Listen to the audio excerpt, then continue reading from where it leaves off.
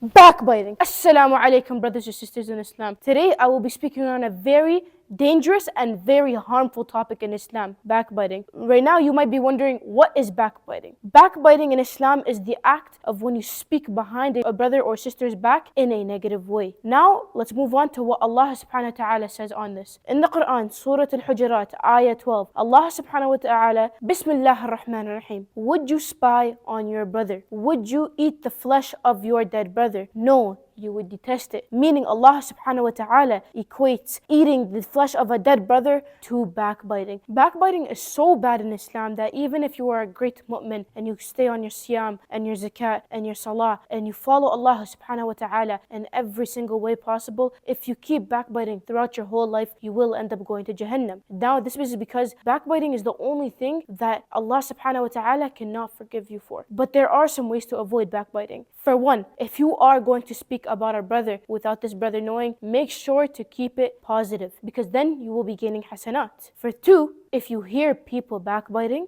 you make sure to go up to them and you explain to them that this is haram and this will end up putting them in Jahannam. And you have to make sure that they know they have to go ask for the person's forgiveness they were speaking about. Because this is the only thing, as I said earlier, in Islam that cannot be forgiven from Allah subhanahu wa ta'ala. This can only be forgiven by the person you are speaking about. For the last one, that if you are hearing someone backbite, you have to make sure to go up to them and tell them this is haram and this will put them in Jahannam. But if they don't listen, you have to make sure to go to the person they are speaking about and inform them of the situation. But when you go up to them, you have to make sure you're going up to them with good intentions, because this will give you hasanat. Now you know the dangers and the harms of backbiting, you know how to avoid it, and you know what it is. خاتمكم صغير علي زبن. السلام عليكم ورحمة الله وبركاته.